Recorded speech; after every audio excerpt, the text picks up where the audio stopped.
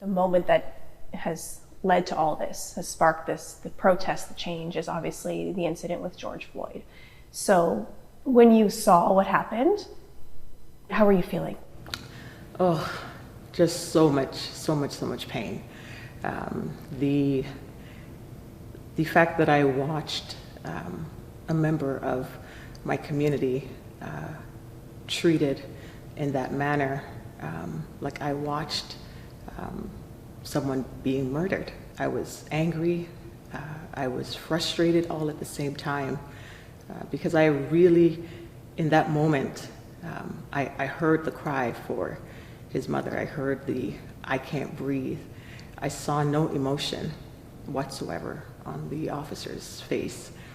And I had known, and I've been a part of, such hard work and partnerships in order to try and bridge the gap with our communities. And I just knew that in that moment, it was all gone. It was all gone. And so it was very hurtful for me. You're sort of that middle person between your community and the police service. And there are a lot of negative feelings towards the police service, especially now, I mean. So how do you make sense of all that? That's a lot of weight to carry. Yeah, it really is. And over the last couple of weeks, it's just gotten, I could feel it.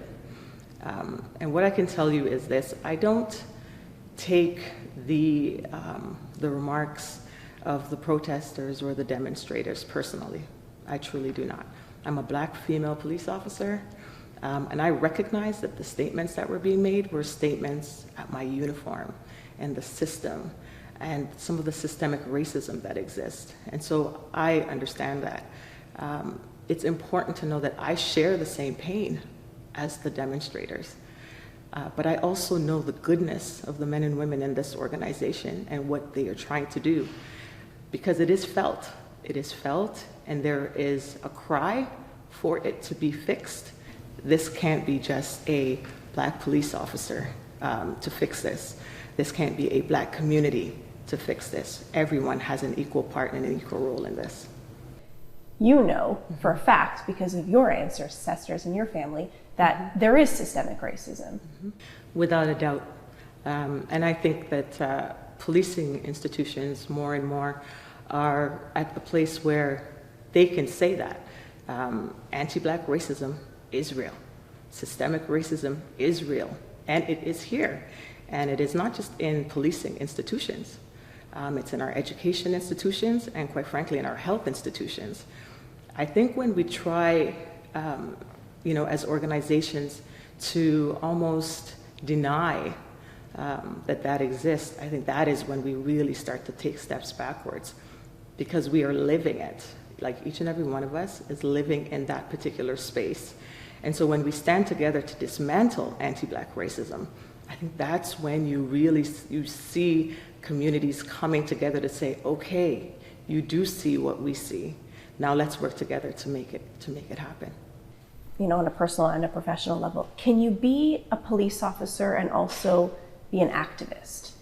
Can you fight for change but also enforce the law? How do you? It's such a duality, I think advocacy is very important. I really do. I honestly think that that's what makes the position that I'm in so unique, because I actually do have that understanding. I know what it is like to be a member of the Black community. When I take my uniform off, that's exactly what I am. And so when as a police officer, I understand what we also have to go through and our mindsets. And some of the interesting things that we also have to go through, and sometimes what we see is not necessarily what is. The uniform represents very much power. It represents a certain system that hasn't always showcased itself in fairness. So you have to be able to understand that. And so that's where I try to do that inside the organization as well, because you can also be seen as you're not really for us. And that exists both internally and externally. One comment that really struck a chord with me was a young man who said, you know, when I have kids, because he's not a dad now, but when I have kids, I don't want them to have to live a life as Black children walking on eggshells. Mm-hmm. Are those conversations that you will have with your children? Are there conversations that you've been around when you were a child? There are conversations that I've been having with my children probably since my daughter was probably about 3 or 4 years old. And, you know, unfortunately for her, she had an experience where it was, you know, you can't come to the birthday party because your hair is too curly. She didn't really know what it meant, but my husband at the time, we sat down and we had to have these conversations, and it pained me to have this conversation with her because she didn't know what it meant, and she was actually okay with it. She's like, okay, it's just because I have curly hair, that's why I can't go to the party, and so it's a very real conversation. But I'll tell you what really has me struggling these days is I've done a lot of community work, both within the organization and outside of the organization. I've tried to expose them to the goodness of my profession and the goodness of the community. And I had a moment where I realized I really was not going to be able to protect them from this. And if you're a parent and you get to a place where you're like, oh my goodness, it doesn't really matter what I do. They're going to feel this. They're going to experience this. And although they were experiencing pieces of it as young children, it really broke my heart. It broke my heart that so many good people are trying to do so many good things, and I was still going to have these conversations. And even though I was having these conversations, they were still going to feel it. They were still going to experience it. I'm expecting to be talking to them about it. And I realized that there wasn't anything that I could do, hoping that they wouldn't have to experience it. But they're going to have to. So now I have to just prepare them how to handle it. That ended up being my answer all week. I have to prepare them for how to handle it because I know they will have to. And I have these conversations with, you know, my colleagues, just about the kinds of conversations that we've had to have, and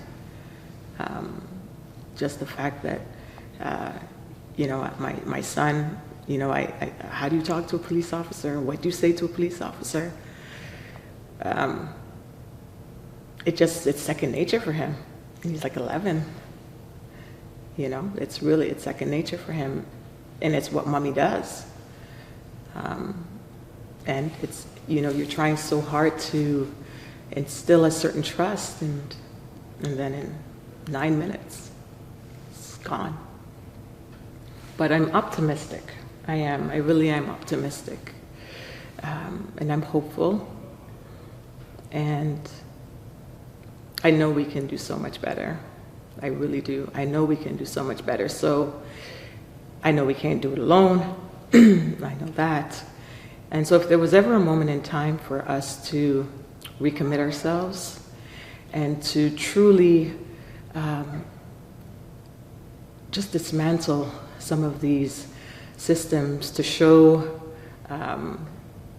that we really care, and not just by words, but by action, I think we have an opportunity.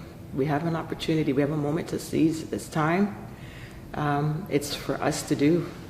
It's, you know, this is not a one-person show, not at all. And all levels need to be working for this space. All level, like, people have had enough. Like, we've had enough. So I know that there are different parents having these conversations. I've never seen so many parents marching as I did this weekend and last weekend, because there's a frustration in having to have these conversations, not want to have it, but have to have it. There's a real true frustration in that space, and I think that it's really important that even if you don't understand it, that you're empathetic to it, and that you do all that you can to be the person that removes the knee off of George Floyd's neck. You need to be that person to remove that knee. That's what every single one of us we have to be.